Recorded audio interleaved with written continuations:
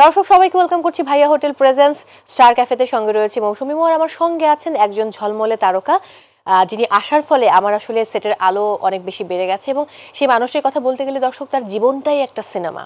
অনেক উত্থান পতন ঘটেছে এবং তার মধ্য দিয়ে তিনি জীবনকে এগিয়ে নিয়ে গেছেন তার গতিতে, কারণ তিনি একজন নারী এবং লাল শাড়িতে তাকে অনেক ভালো লাগে দর্শক। এবং তার ক্ষেত্রে বলা যায় তিনি আসলে কোটি টাকার শিল্পী, কারণ কোটি টাকার কাবিন দিয়ে তার যাত্রা শুরু হয়েছিল। এবং একই সাথে দর্শক, তিনি হচ্ছেন আমাদের Dhallywood queen, the one and only Apu Biswas. কেমন আছেন? এই তো ভালো, তুমি কেমন আছো? খুব ভালো এবং খুব ঝলমলে লাগছে। আমি ভাবছি যে আমাকে দেখে দর্শক আসলে কি ভাববে, কাজের বেটি রহিমা বসেছে ইন্টারভিউ নেওয়ার জন্য। তুমি এত সুইট, এটা যদি সবাই দেখতো কাছে থেকে তাহলে বুঝতেই পারতো। কতদিন পর দেখা হলো? আই থিংক 2 মান্থ এরকমই হবে। বাট এর মাঝে এই যে ফ্রান্স, বেলজিয়াম আর অনেক জায়গা ঘোরা হলো, ট্যুর কেমন ছিল? ফার্স্ট অফ অল আমার কাজের ট্যুর ছিল, সো আমার এমনি কোথাও যাওয়া হয় না। বার্সেলোনাতে সম্ভবত একটা প্রোগ্রাম ছিল। হ্যাঁ, ওই জায়গা থেকে ইউরোপে যাওয়া, আর এর আগে গিয়েছিলাম দুবাই। তো শোগুলো সাকসেসফুলি হয়েছে, বাট আনফরচুনেট বার্সেলোনার যেটা হয়েছিল, মানে অন্যান্য শিল্পীরা তারা পারফরমেন্স করছিল, ন্যাচারালি আমারটা পরে হয়। ঠিক পরে হওয়ার আগে এত তুমুল বৃষ্টি হয়েছে এবং বৃষ্টির মাঝেও তোমার দর্শকরা ওয়েট করছিল আমার সাথে দেখা করবে, কথা বলবে, বাট আসলে হয়ে ওঠেনি। এটা যেন একদম আকাশ ভরা কষ্ট নিয়ে আমি ফিরেছি। বাট হোপফুলি যদি আমার কখনো লেখা থাকে লাকে, এবং তারা যদি চায় আমার বার্সেলোনা মানে স্পেনের দর্শকদের জন্য আমি আবার যেতে চাই তাদের কাছাকাছি, ডেফিনেটলি আমার মনে হয় যে অবশ্যই যাওয়া উচিত অপু বিশ্বাসের। লাল শাড়ি, এরপরে প্রেম প্রীতির বন্ধন, নেক্সট আপকামিং আমি একটা খবর পেলাম উড়ো হাওয়াতে যে সম্ভবত ওটিটি প্ল্যাটফর্মে কাজ করতে চলেছেন অপু বিশ্বাস। সেটা কতটুকু সত্য? ওটিটিতে একটা করেছি, আরো বেশ কয়েকটা কাজের কথা এসেছে। আমার যেটা হয়েছিল সেটা হচ্ছে যে কাজেরও তো একটা প্রিপারেশন লাগে, গল্প সবকিছু মিলে। তো যেটা হয়েছিল, আমার তো একটা প্রতিষ্ঠান, বিজনেস প্রতিষ্ঠান দিয়েছি ভেরি সুন। তারপরে বাচ্চার শিফটিং, সবকিছু মিলিয়ে না আসলে সময় হয়ে ওঠে। তবে ঈদের পরে বেশ কিছু প্ল্যানিং আছে, সেটা ঈদের পরে দেখবো। ঈদকে কেন্দ্র করে অপু বিশ্বাসের একটা নিউজ দেখলাম আমি, যে এবার ঈদে, কোরবানির ঈদে অপুর স্পেশাল চিকেন রেসিপি নামে তিনি আসলে এটা ইউটিউব চ্যানেলে বোধহয় কোনো রান্না নিয়ে আসেন। এটা কি সত্য নাকি মিথ্যা? না, আমি রোজার ঈদে তোমার পুরো রোজার মাস ধরে মানে 30টা এপিসোড আমি শরবত বানিয়েছি, কারণ তোমরা জানো আমার একটা ক্যাফে আছে। এখানে আমার কিছু রেসিপি ছিল এবং আমাদের যে শেফ ছিল তার হেল্প নিয়ে আমি আসলে কিছু করেছি।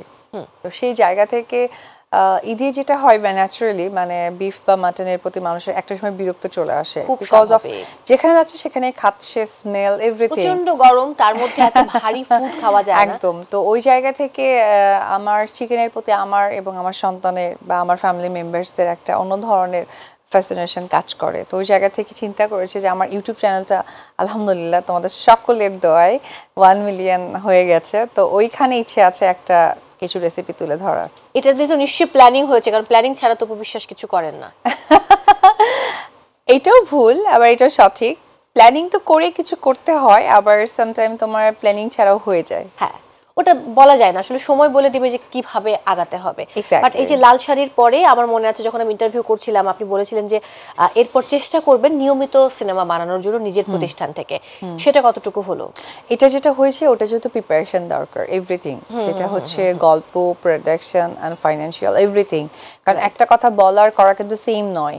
তো বললাম অ্যান্ড করলাম না তাও নয়। সো আমি বলেছি ডেফিনেটলি, আর আমি যেটা বলি সেটা আমি করি, অ্যান্ড করে সেটা করার চেষ্টা করি 100%। তো সেই জায়গা থেকে আমার যেহেতু আমি বললাম আবার বরাবরই একটি কথাই, প্রতিষ্ঠানের সাথে যুক্ত হওয়া, তার একটা না তো তিনটে প্রতিষ্ঠান, সেটা হচ্ছে পার্লার, ক্যাফে অ্যান্ড হচ্ছে কসমেটিক স্টোর। তো তিনটা মিলে একটা প্রতিষ্ঠান দেওয়া, ইটস নট ফর ইজি। তো ওই জন্য আমার চিন্তা আছে যে যেহেতু বানাতে চেয়েছি, অফকোর্স বানাবো, এখন প্ল্যানিংটা করছি বানানোর। বাহ, দ্যাটস গ্রেট। সো সেখানে কি কে নায়ক হবে, অন্য কোনো নায়িকা থাকছে কিনা আগের বারের মতো লাল শাড়ির মতো, এবং একই সাথে ডিরেক্টর আসলে কে, না সেগুলো এখনো প্ল্যানিং হয়নি? ওটার জন্য আমি আরেকটা প্রোগ্রাম করব, সেদিন হবে যে তখন দেখা যাবে ওই ঈদের মতো হবে যে স্টার ক্যাফেতে এসে অপু বিশ্বাস বলে গেছিলেন, এখন আপনি কি অ্যানসার করছেন? না, তখন দেখা যাবে যে এক ঈদে একবার যখন 5টা ইন্টারভিউ নেওয়া হয়েছিল, মনে আছে? আর হচ্ছে ও খোদা আমি কি করব, আর মানে খুঁজে পাচ্ছিলাম না। তারপর কিন্তু অনেক অনেক অনেক অনেক কারণ তুমি আমাকে অনেক পছন্দ করো, ইনফ্যাক্ট তুমি আমার থেকে আমাকে বেশি চেনো, সো দ্যাটস ওয়াই তোমার জন্য বাবা এটা অনেক বড় কমপ্লিমেন্ট। তাহলে আমি এখন এক এক করে অন্য গল্পে যেতে চাই। হ্যাঁ, ভাটারা থানায় গিয়ে জিডি করতে হয়েছে, রাইট? কিছু পেজের বিপক্ষে বা পেজের বিরুদ্ধে। সো ওই প্রসঙ্গটা ধরে যদি একটু আগাই আমি। এটা হয়েছিল কি মানে কিছু মাস আগে, মানে এটা 2023 কথা বলছি, আমি একবার ডিবিতে গিয়েছিলাম। এটা টুকটাক কিছু ছবিও ভাইরাল হয়েছিল। যেহেতু ডিবিতে গেলে খাবার দাবারের একটা ছবি যখন প্রকাশ পায়, সেটা নিয়ে অনেকে পজিটিভ নেগেটিভ কিছু মন্তব্য তৈরি করে ফেলে। তো সেই সময় কিন্তু আমি বেশ কিছু পেজ, বেশ কিছু এরকম সোশ্যাল মিডিয়াতে যারা আমাকে নিয়ে বুলিং করে অনর্থক অযথা, তো ওই জায়গা থেকে আমি গিয়েছিলাম। তো তারা এনেও ছিল, তো কঠোর কিছু শাস্তির ইচ্ছে করেছিল। তো আমার কাছে মনে হয়েছে কি আচ্ছা ঠিক আছে, অ্যাজ এ ফ্যান ফলোয়ার যে কোনো মানুষেরই হতে পারে, কিন্তু আমি জাস্ট এটাকে ধমক দিয়ে করেছি। পরবর্তী সময় মনে হয়েছিল যে তারা না উগ্র হয়ে গেছে, যে কিছুই হবে না, কিছুই বলার নেই। বাট বাংলাদেশের আইন অনেক বেশি স্ট্রং, আর বিশেষ করে এইসব বুলিং বা সাইবার বুলিংগুলোকে বাংলাদেশের আইন তারা খুব শক্ত হাতে সুন্দরভাবে এটাকে প্রেজেন্ট করে। তো পরবর্তী সময় যখন মনে হলো যে আমি ছেড়ে দিয়েছি, পরে ওটাকে হালকাভাবে নিয়েছে। তো সেই জায়গা থেকে মনে হয়েছে যে না, কোনো কিছুই হালকা ভাবা উচিত নয়, সেটাকে একটু স্ট্রংলি করে পরে সিটিটিসিতে আমি এটা করি। সিটিটিসিতে করার পর তারা তাদেরকে ডেকেছিল, এবং ভক্তর একটা লিমিট থাকা দরকার। আমি unfortunate, I am sorry to say, এরকম কোনো ভক্তকে আমি প্রায়োরিটি দিব না যে যারা অকথ্য ভাষায় গালাগালি পারে অ্যান্ড স্ল্যাং ওয়ার্ড ইউজ করে, বিকজ আমার ভক্ত স্মার্ট হতে হবে, দ্যাটস মোর ইম্পর্টেন্ট। কারণ আমার যারা ভক্ত সবাই হতে পারে, এটা কোনো ম্যাটার করে না। বাট তারপরেও যদি ওইরকম প্রমিনেন্ট কোনো ভক্ত হয় যে না আমার সাথে ওই ভক্তর কোনো ছবি আছে, বা আমার সাথে ভক্তর কোনো জায়গায় কোনো প্লেসেস আছে, সেই ভক্তকে ডেফিনেটলি স্মার্ট হতে হবে। ওই রকম মানে স্ল্যাং ওয়ার্ড ইউজ করে ভক্ত দেখাতে হবে, ওই ভক্ত আমি রাখবোই না। ওকে, এবারের কোরবানির ঈদে অপু বিশ্বাস শাকিব খানের জন্য কি রান্না করবে? দেখা যাবে, আসলে প্ল্যানিং করে তো হয় না, বললাম। আর প্ল্যানিং দিয়েও হয়। অপু বিশ্বাসের হাতের রান্না তার খুব পছন্দ, যদি আমি জানতে বরাবর, কারণ এত বছর তার সাথে থাকা হয়েছে ডেফিনেটলি, এবং তার কাছের মানুষরাও কিন্তু জানে যে আমার হাতের রান্নাগুলো পছন্দ। এখন কি কি রান্না পছন্দ? না, রান্নার খবরগুলো বলতে গেলে এখন হাস্যকর হয়ে যাবে, কারণ অনেকেই অনেকভাবে প্রেজেন্টেশনটা তৈরি করে। তো এখন আমি না তাকে ঘিরে কোনো কিছু বলতে গেলে আমি এখন কনফ্লিক্ট তৈরি হয়ে যাই যে সিমিলার হয়ে যাচ্ছে না। তো সো আমি তাকে ঘিরে খুব কম কথা বলার চেষ্টা করছি, সরি টু সে মো। কোনো অসুবিধা নেই, বাট আমি জয়ের প্রসঙ্গে যাব। জয় তো তার বাবার সঙ্গে সময় কাটাবে। হ্যাঁ হ্যাঁ হ্যাঁ, অফকোর্স, সে এখনো কাটায়। ইনফ্যাক্ট এই যে আমি ইউরোপ ট্যুরটা যে করলাম অ্যান্ড তোমার দুবাই যে গেলাম, সে তো জয়কে নিয়ে যাননি? না না না, সে তো তার ফ্যামিলির সাথেই অনেক বেশিটা সময় থাকে। কারণ যেহেতু তার মানে তার এখন মানে খেলার জায়গাটাই হচ্ছে সেটা, এটাই তার প্লে জোন, সো সেখানে তো সে যাবে। তুফান নিয়ে কি বলবেন? ও মাই গড, তুফান ইজ তুফান, তুফানের মতোই, মানে এটাই হওয়া উচিত। মানে ইটস এ বাংলা মুভি না, মানে এটাই বলা হয় যে গ্লোবালি যে সিনেমাগুলো যাচ্ছে শুধু মুখে বলতে হয় না, কাজে দেখাতে হয়। তো সেটা কাজে দেখানো হচ্ছে, এটাই আমার কমপ্লিমেন্ট থাকবে। নিশ্চয়ই তুফান যখন রিলিজ হবে, যেহেতু শাকিব খানের মুভি, তখন তো আমরা অপু বিশ্বাসকে অবশ্যই সেটা প্রচার আমি অফকোর্স আমি এইরকম একজন উচ্চমানের অভিনেতা যেটা আমাদের বাংলাদেশে বিলং করে, যেমনটা আমরা শাহরুখ খানকে নিয়ে অনেক বেশি প্রাউড করি। ইনফ্যাক্ট আমি শাহরুখ খানের অনেক বড় একজন ফ্যান। তো আমরা যেমন মানে ফিল করি শাহরুখ খান আসছে, শাহরুখ খানের মুভি দেখতে যাব, ডেফিনেটলি আমরা সেকেন্ড একটা শাহরুখ খানকে বাংলাদেশে আমরা মানে বাংলাদেশ রিপ্রেজেন্ট করছে। তো তার সিনেমা দেখার জন্য তো আমার মনে হচ্ছে আরো 7 গুণ এক্সাইটমেন্ট থাকা দরকার। তো সেটাই আমার মধ্যে কাজ করে। আমি কিন্তু কথাটা কোট করলাম, দর্শক, অপু বিশ্বাস বলেছেন শাকিব খান হচ্ছেন second Shahrukh Khan. Of course, because of Shahrukh খানের মানে ফ্যামিলি স্ট্যাটাসের সাথে শাকিব খানের সবকিছুই মিলে যায়। ওকে, মানে তুমি দেখো মিলিয়ে, আমি আর এক্সপ্লেইন করতে চাই না। মাই গড, আমি আর কথা বলতে গেলে না আচ্ছা না না না না না এটা বলা যাবে না। ওকে, আমার জন্য তাহলে ওই বছরটা খুব ইম্পর্টেন্ট ছিল, 2023, রাইট?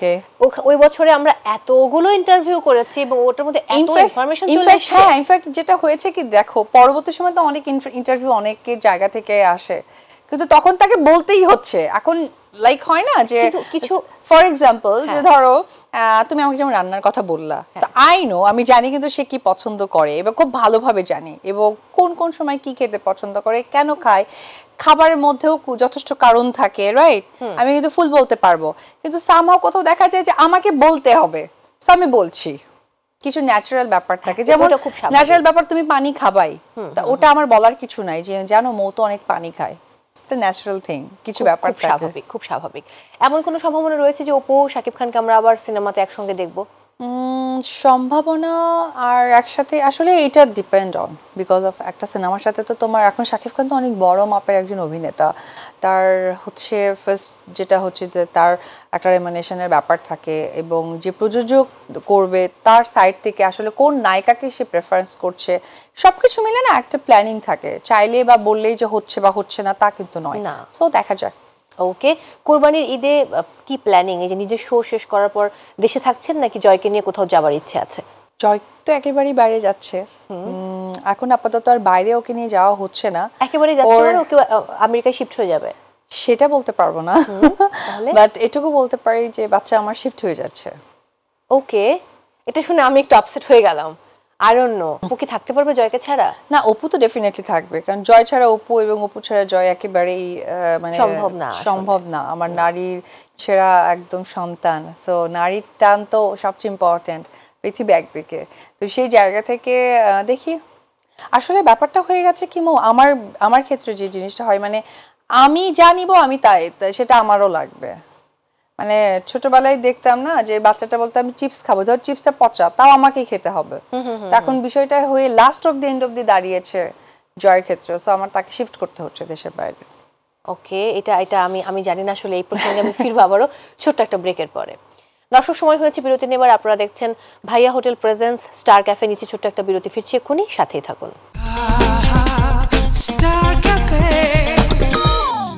দর্শক, ফিরে এলাম ব্রেক থেকে। সবাইকে আরও একবার ওয়েলকাম করছি ভাইয়া হোটেল প্রেজেন্স স্টার ক্যাফেতে। সঙ্গে রয়েছে মৌসুমী, আমাদের সঙ্গে রয়েছেন ঢালিউড কুইন অপু বিশ্বাস।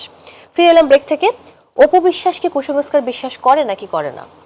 সংস্কার যখন আছে কুসংস্কারও তো অফকোর্স আছে। কি কি কুসংস্কার তিনি বিশ্বাস করেন?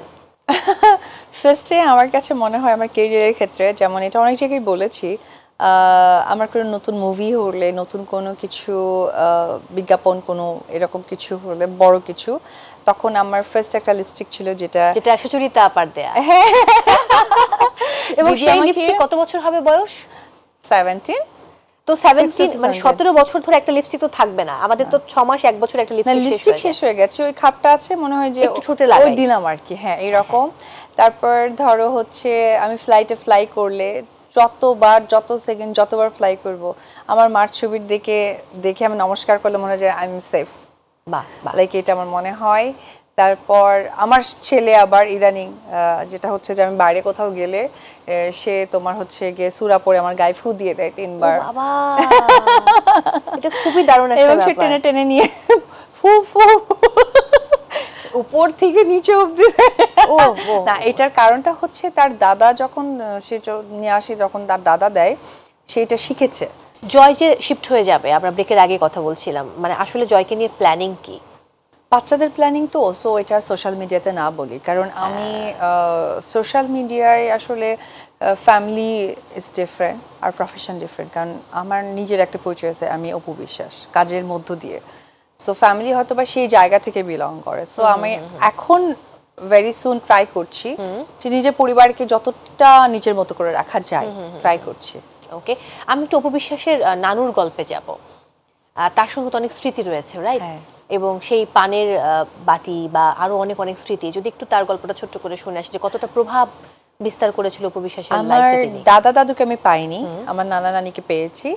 আমার নানা মানে আমার দাদুই ডাকি আমরা, দাদু আর দিদা বলি আমাদের, আমি দিদাকে দিদুন ডাকি। আর আমার বাবা মা মানে বাবার মা বাবা যারা, তারা হচ্ছে ঠাকুমা আর দাদু। দাদু হচ্ছে তোমার হোমিওপ্যাথি ডাক্তার ছিলেন। ছোটবেলা থেকে আমাদের কারো মেডিসিন খেতে হতো না, কারণ দাদুই 1 ফোঁটা করে দিত। আর আমার যেটা খুব পছন্দের বিষয় ছিল সেটা হচ্ছে হোমিওপ্যাথির তোমার মেডিসিনগুলো গুঁড়া গুঁড়া দানা দানা হয় না, সাদাগুলো। দাদু ওগুলো যেটা হতো কি তোমার অনেকগুলো করে এনে রাখতো, অ্যান্ড যখন যার যে প্রবলেম ছিল তখন দাদু যে ফোঁটা ফোঁটা করে দিয়ে মেডিসিন বানিয়ে 1 2 3 4 করে লিখে দিয়ে দিত। আমার এগুলো বোঝার টাইম ছিল না, আমি গিয়ে 2-3টা নিয়ে চুরি করে খেতাম। আর দাদু এটা প্রথমে বুঝতে পারেনি, পরে থেকে বুঝতে পেরেছিল যে এই বিষয়টা আমিই করতাম। তো এটা নিয়ে দাদু অনেক বেশি মজা পেত। আর দাদু বেসিক্যালি আমাকে ডাকতো আমি নাকি দাদুর গার্লফ্রেন্ড। তো ওই জায়গা থেকে ফোন দিলেই যখন বলতো, দাদু তো ইন্ডিয়াতে থাকতো, দাদু ফোন করে বলতো হ্যালো আমার গার্লফ্রেন্ডটা কেমন আছে, কারণ আমার দাদু অনেক সেই সময় অনেক বেশি এডুকেটেড একজন মানুষ ছিল। বাহ, এই জিনিসগুলো আসলে অনেক ভাবায়, রাইট? মানে যে এখন মাকে তো অপু বিশ্বাস প্রত্যেকটা মোমেন্টে মিস করে, কারণ আমি শুনেছি যে অপু সবসময় বলেন জয়ের মা হচ্ছে আসলে অপুর মা। এক্স্যাক্টলি, এইভাবেই তিনি তাকে মানুষ করেছেন। একদম ঠিক। একটু মায়ের গল্প শুনে আসবো, মায়ের স্বপ্ন একটু একটু করে পূরণ হচ্ছে, কারণ একটা নিজেদের প্রযোজনা প্রতিষ্ঠান হয়েছে যার নাম অপু জয় প্রোডাকশন হাউস। মায়ের ইচ্ছা ছিল, এবং তারপর সেখান থেকে সিনেমাটা মানে করতে গিয়ে অনেক বাধা এসেছে। আলটিমেটলি সেই সিনেমাটা কিন্তু রিলিজ হয়েছে, লাল শাড়ি, আমরা সবাই জানি। তো সেই জায়গায় মায়ের আর কি কি ইচ্ছে আছে যেটা আসলে অপূর্ণ এখনো রয়েছে, পূর্ণ করতে চান অপু বিশ্বাস? যেটা তুমি ফার্স্টেই বললা যে আমার সন্তানটা বেসিক্যালি আমার মা চেয়েছে জয় যেন বড় হলে একজন ডাক্তার হয়, এবং সেটা যেন স্পেশালি হার্টের ডাক্তার হয়, কারণ আমার মার হার্টের প্রবলেম ছিল। তো সেই জায়গা থেকে মা খুব চেয়েছেন যে উনি বেঁচে থাকুক বা যেখানেই থাকুক, জয়ের জন্য ওনার অনেক বেশি আশীর্বাদ ছিল যে সে যেন ডাক্তার হয়। তো এই ইচ্ছাটা এখন বা এই দায়িত্বটা আমার কাছে এখন রয়েছে যে আমার মা যেহেতু নেই, সো আমি যেন আমার ছেলেকে ডাক্তার হওয়ার জন্য সেই চেষ্টাটা করে যাই, এবং সেও যেন তার মন থেকে যে আমি ডাক্তার হব সেই বিষয়টা যেন সেও ধারণ করে। কারণ আমি একটা জিনিস চাইলাম আর সে ধরো সেটাকে মানে চিন্তা করলো যে না আমি অপোজিট কিছু একটা হব। তো এটা হচ্ছে এখন ইম্পর্টেন্ট। এখন তো সে ছোট, তো যার জন্য বলতে পারছি না, তবে ইচ্ছে শক্তি আছে যে তাকে বোঝাবো যে তোমার গ্র্যান্ড মম বলেছে তুমি ডাক্তার হও, এখন দেখা যাক। ওকে, আমি এবার একটু অন্য প্রসঙ্গে যেতে চাই। সামনে নিশ্চয়ই আপকামিং অনেকগুলো ফিল্ম রয়েছে, রাইট? সেই কাজগুলো মানে করতে গিয়ে অপু বিশ্বাসী যে আবার বলছিলেন যে মৌ আমি অনেক খাই, মিষ্টি খাওয়া ছাড়তে পারি না। জয়ের জন্য চকলেট আসলে সে চকলেট কিন্তু জয়ের পেটে যায় না, অপু বিশ্বাসের পেটে যায়। শোনো, আমার যেটা হয়েছে কি আমাদের জেনেটিক অনেক প্রবলেম। আমার মা সেই লেভেলে মোটা ছিল, বাবা ছিল, কাকা, আমার দাদা, আমার দিদি, এভরি পিপল মানে এইরকম মোটা। তো এটা আসলে কিছুটা জিন থেকে ভূতের আছর আর কি, গা পর্যন্ত। সো আমি না খেলেও এই অবস্থা। তবে হ্যাঁ, এটা ট্রু, আমি চকলেট অনেক পছন্দ করি, এবং জয়ের সব চকলেট কিন্তু আমি বিশ্বাস করো। আমাকে যেমন অনেকেই বলে না, যেমন এই যে ইউরোপে গেছে অনেকেই বলতেছিল যে এরকম অপু জয়ের জন্য চকলেট, না একদম না, আপনি কি দিতে চাচ্ছেন আমাকে বলেন, ওর জন্য পানির পট দেন, তারপরও চকলেট দেন। বলে কি কি আজব কথা, এটা একটা মা বলে। অফকোর্স বলে, কারণ কি ওকে নিয়ে যেতে যেতে একটু সময় পর মনে হবে একটা সাইড খাই, আরেকটু খাই, তো আপনারা কি চান এটা আমি খাই? অর্থাৎ পানির পর তো দেখবার রেখে দিব। এক বসাতে অপু বিশ্বাস কতগুলো মিষ্টি খেয়ে ফেলতে পারে? না, মিষ্টির প্রতি ক্রেভিং খুবই কম, চকলেটের প্রতি অনেক বেশি। বিকজ অফ মিষ্টিটা না এক দুটা খেলে আমার কেমন জানি লাগে, অস্থির লাগে। তবে হ্যাঁ, আমি বাকলাভা অনেক পছন্দ করি। সেই বাকলাভা কি নিজে বানাতে পারেন নাকি? একদমই না, বাকলাভা তো মানে ওটা আমার কাছে মনে হচ্ছে বানালেই খেতে পারবো না। আর কুনাফা? উফ, কেন না বলবো? আমার আরাবিয়ান ডেজার্ট খুব পছন্দ, বাকলাভা, কুনাফা এবং ইনফ্যাক্ট আমি একটু আরাবিয়ান টাইপের পছন্দ করি, তো সো আরাবিয়ান নিয়ে আবার বেশি বলা যাবে না, অল্প বলতে হবে। না, তবে আরাবিয়ান ডেজার্ট আসলেই খুব চমৎকার। হ্যাঁ, আমার এখন জিভে পানি এসে গেছে, বিকজ আমি খুব মানে মিষ্টি লাভার, আমি প্রচুর মিষ্টি খেতে ভালোবাসি। বাই দ্য ওয়ে, অপু বিশ্বাসের হাতের সবচেয়ে মানে কি বলবো যে সবচেয়ে মজাদার ডেজার্ট কি? ডেজার্ট ঈদে তো নিশ্চয়ই করা হয় কিছু একটা, আমার থেকে বেশি ভালো হয় আমার শাশুড়ি মা করে একটা শুকনা সিমাই। ওই শুকনা সিমাইটা অপু বিশ্বাস রান্না শিখেছিল শাশুড়ি মায়ের কাছ থেকে। এটা উনি অসম্ভব ভালো করে, এবং একটা সময় এমন হতো যে মানে করো ধরো আমি একটা বোল নিয়ে আলাদা রেখে দিতাম যাতে কম না পড়ে। মেবি ওনার কাছ থেকে আপনি মানে আপনার শাশুড়ি আমার কাছ থেকে আপনি একটা আচার বানানো শিখেছিলেন। উনি তো আচারের রানী, এত আচার বানাতে পারে। এবং মানে এবার আমের জন্য কত রকম ছেঁচা আচার, এই আচার, মোরব্বা আচার, অমুক আচার, আমার তো মানে পুরো মাসটা ওনারই আচার থাকে। হ্যাঁ, দ্যাটস গ্রেট। আমরা কাজের গল্পে থাকবো, তার আগে একটি কথা জানতে চাই আমি। সিনেমার চাইতে অভিনয়ের চাইতে অপু বিশ্বাস এখন আসলে বিভিন্ন প্রোডাক্টের প্রমোশন, বিভিন্ন হাউসগুলোর প্রমোশন এবং এই কাজগুলো, বা দেখা যায় যে কোনো একটা নতুন করে কোনো একটা হাউসের উন্মোচন হচ্ছে, সেই জায়গাগুলোতে আমরা আপনাকে বেশি পাই। সো ইচ্ছে করেই কি অভিনয়টা কমিয়ে দেওয়া হচ্ছে নাকি না অন্য কাজে ব্যস্ততার কারণে? না, একদমই ইচ্ছে করে নয়। যেটা হয়েছে কি মানে আসলে নিজেদের গল্প ভালো মন্দ যদি বেশি বলা হয় তখন নিজেদের প্রেজেন্টেশনটা তৈরি হয়ে যায়। দেখো, সিনেমা আগে যেটা হতো, আমি যখন করেছি বা করছি যে কয়েকটা, সেটা হচ্ছে সিনেমার প্রযোজকরাই সিনেমা বানাতেন, যারা বিজনেস করতে এসেছেন, সো তারাই বানাতেন। এখন একটু সিনেমা একটু ডিফারেন্ট প্যাটার্নে হচ্ছে না, যে কোনো একটা গ্রুপ আসছে, কোনো একটা ইন্ডাস্ট্রি থেকে আসছে, কোনো একটা প্রযোজক কখনো সিনেমার সম্পর্কে তার আইডিয়া নাই, বাট কিছুটা অ্যামাউন্ট হয়েছে, সে সিনেমা বানাতে চায়, তারা সিনেমা বানাচ্ছে। বাট অরিজিন অফ সিনেমার প্রযোজক তারা কজন আছে, যেমন আমি করেছি কথা দাও সাথী হবে, আমাদের হচ্ছে গিয়ে মনির ভাই প্রোডাকশন, তারপরে হচ্ছে গিয়ে প্রচুর প্রচুর প্রচুর যারা মানে সিনেমার অরিজিন, যে আমি ব্যবসায় করতে এসেছি, আমি সিনেমা বানাবো, আমার এটাই হচ্ছে গিয়ে আমার সবকিছু। তো ওই জায়গা থেকে দেখো শাকিব খানের ব্যাপারটা টোটালি আলাদা, ওটার আমি উদাহরণের মধ্যে নিয়ে ওনাকে ছোট করতে চাই না, উনি সুপারস্টার বা ওনার এটা। বাট এছাড়া তুমি বাদ বাকি দেখো, তুমি আমাকে জিজ্ঞেস করছো আমার থেকে আরো স্মার্ট কত হিরোইন আছে। আমি স্মার্ট এই জন্য বললাম যে তারা এখনো বাচ্চা বা পিছু টান কিছু নাই। হ্যাঁ, আর আমি তো আমার বাচ্চার প্রতি অনেক বেশি ইনভলভ। ধরো মিম আছে, ফারি আছে, তাদের একটা নিউ আপকামিং সিনেমার নাম বলো। তো ওই জায়গা থেকে না দেখো আমরা সবাই একটু চুজি, এবং দেখবা যে যারা কাজ এখন টুকটাক করছে আবার করছে না, একটু পাচ্ছে না, তারা কিন্তু দেখো অরিজিন অফ যে প্রযোজক তাদেরই কাজ করবে। যারা হঠাৎ করে এসে প্রযোজনা প্রতিষ্ঠান খুলছে তাদের আর্টিস্টের চয়েসটাও থাকবে তাদের মতো করে। তো এই আর কি বিষয়টা। তো তারপরেও ধরো আমার দুটো সিনেমার কথা হয়ে আছে, আফটার ঈদ হয়তো বা সেই প্ল্যানিং গুলো হবে। আমরা কি নামগুলো জানতে পারি? না, কিছুই বলা যাবে না। ওকে, কোনো সমস্যা নেই, আমি আবার ইন্টারভিউ কেন তুমি আমাকে একবার কেন প্রোগ্রামে আনবে? একবার প্রোগ্রামে আনবে সিনেমার নাম জানার জন্য, একবার প্রোগ্রামে আনবে কি রান্না করলাম ঈদে, আর একবার প্রোগ্রাম এরপর প্রযোজক বলবে বউ আপনি অপু বিশ্বাসের সঙ্গে এতবার বসেছেন, আপনার ইন্টারভিউটা নেওয়ার দরকার নেই, হইছে আমার সাথে। যাই হোক, মাই টিভি থেকে যা রেমুনারেশন পাবো সব এক এক করে নিয়ে যাবো, ওটা পুরোটা আমি নিয়ে চলে যাবো, কোনো অসুবিধা নেই। আমি একটা ছোট ব্রেক নিয়ে ফিরে আসছি এক্ষুনি। দর্শক, সময় হয়েছে বিরতি নেবার, ফিরছি একটু পর, আমাদের সাথেই থাকুন।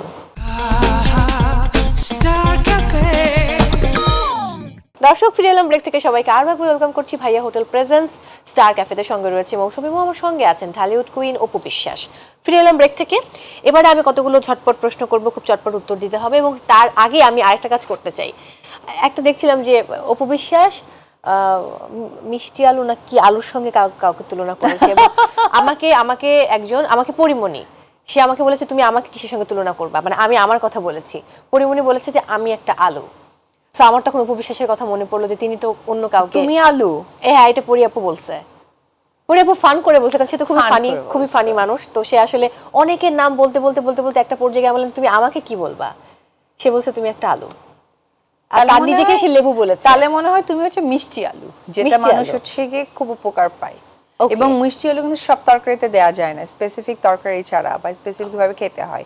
আর আমি যে আলুর কথা বলেছি এটা সমস্ত তরকারিতে অ্যাডজাস্ট হয়ে যায়। আর যদি একবার পছন্দ করে দেখবা যে আলুর স্টোরের যে মালিক তার অবস্থা খারাপ। আচ্ছা, তাহলে আমি সবজির নাম দিয়ে শুরু করি। আমি একটা করে নায়িকার নাম বলবো, আপনাকে সবজির নাম বলতে হবে। আল্লাহ না, তুমি কেন বিশ্বাস? প্রথমে অপু বিশ্বাস। আমি? হ্যাঁ, কোন সবজির সঙ্গে তুলনা করবেন? আমি কি আমারে শোনো, অন্য গ্রুপের ফ্যানরা আমাকে কি বাজে ভাবে বলে, কদু বলে। আচ্ছা, তাহলে নিজেকে আপনি সেটাই বলছেন? হ্যাঁ, অবশ্যই, ওরা খুশি থাকুক আজকে, এটা পুরো ভাইরাল। ওকে, শোনো, আই নো ভেরি ওয়েল আমার সেলফ কনফিডেন্স কি, এবং যারা আমাকে নিয়ে ট্রোল করছে তাদের পরিচিতিটা কোথায়। ওকে, এটা নিয়ে কি হবে আমি বলি, তাদের ফ্যানরা বলবে আল্লাহ গো আল্লাহ, খুব ভালো কাজ করছে, নিজের নাম নিজেই বলে দিছে, এই প্রথম ওনার মাথায় বুদ্ধি আসছে, যাক এই ফাঁকা অন্তত ভালো কথা বলবে। ওকে, থ্যাংক ইউ সো মাচ এত ওপেন কথা বলার জন্য।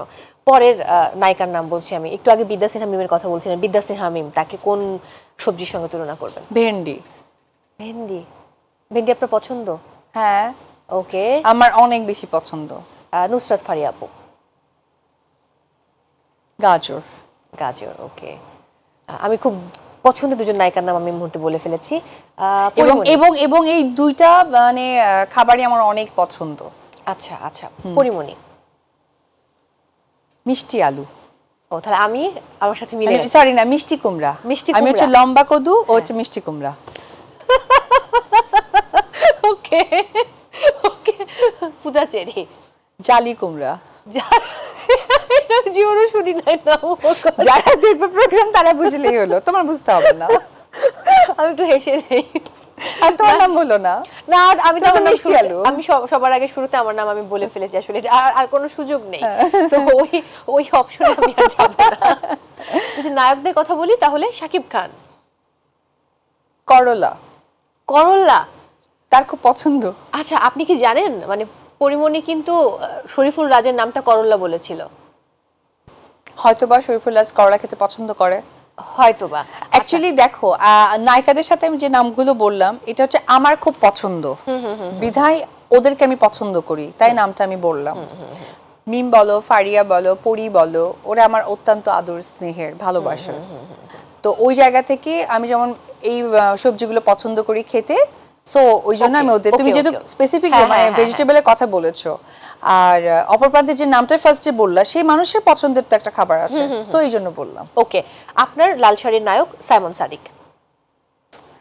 অন্য নায়কদের কথা কি বলবো, কিভাবে নেবে আল্লাহ, আমি জানি সাইমন না। ভাই খুবই কমফোর্টেবল মানুষ, কিছুই মনে করবে না, লাইক হিম, সে খুব ভালো। না তারপরেও দেখো, শাকিব খানকে যা খুশি আমি বলি, এতে আমার টেনশন নাই, যোক মাইন্ড করবে না, কিন্তু একটা বলে ফেলেন, নো টেনশন। সাইমন সাদিক।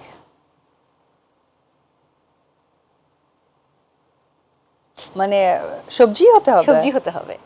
কি একটা অবস্থা না, পটল। পটল, আচ্ছা ওকে, আল্লাহ মাফ করো, পটল তোলা মাথায় চলে আসে আমার। ওকে, জায়েদ খান। ওনার সম্বন্ধে কোন ভেজিটেবলটা বলা যায়? ক্যাপসিকাম।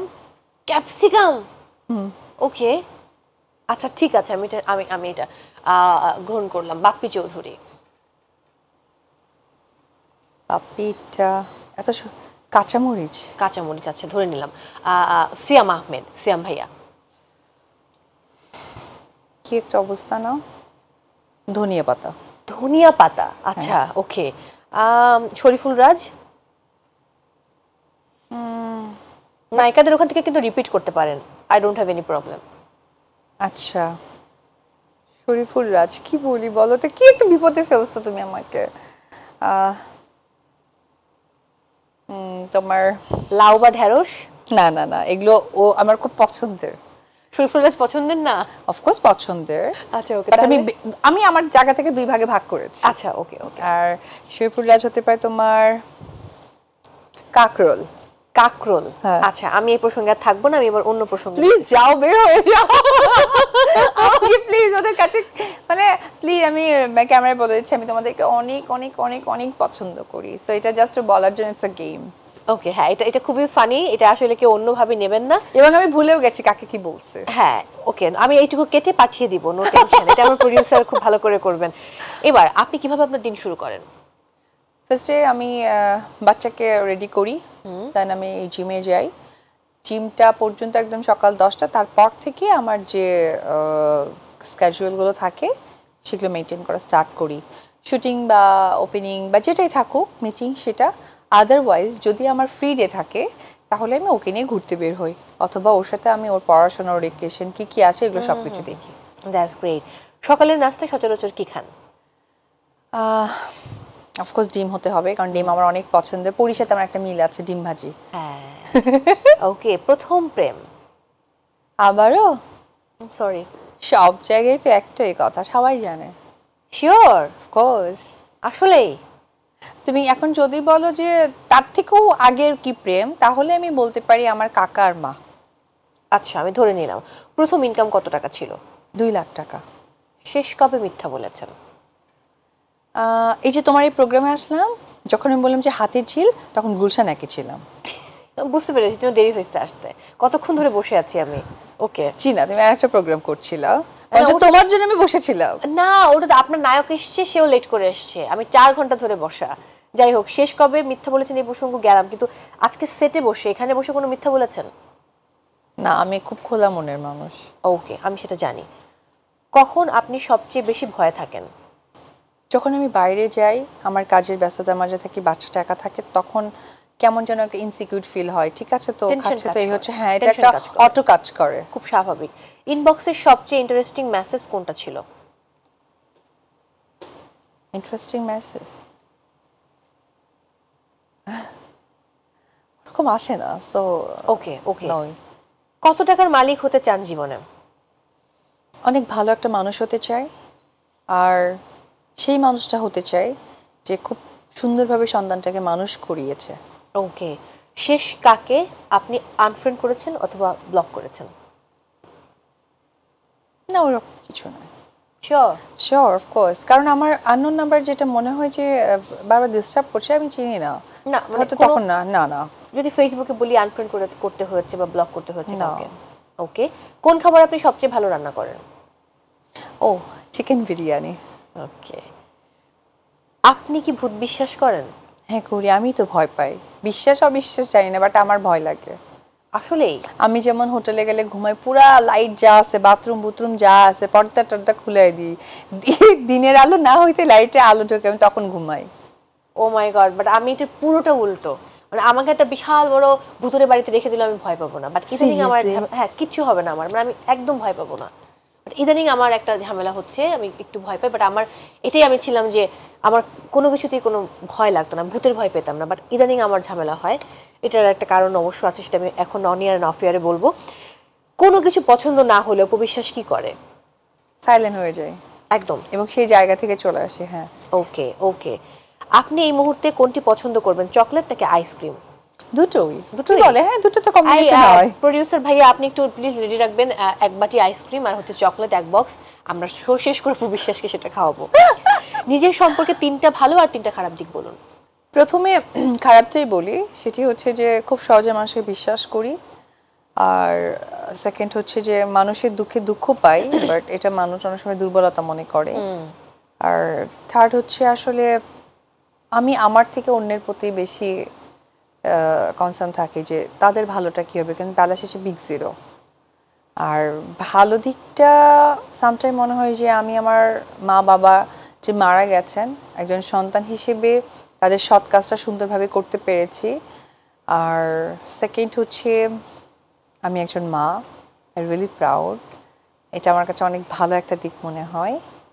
অ্যান্ড থার্ড মনে হয় যে মানুষের খারাপ কিছু দেখলে ভালো, মানে ভালো রাখতে পারবো বা রাখার চেষ্টা করি, এটা এক ধরনের ফ্যাসিনেশন কাজ করে। সো মনে হয় যে অ্যাজ এ হিউম্যান বিং এটা মানুষের জন্য অনেক ভালো একটা বিষয়।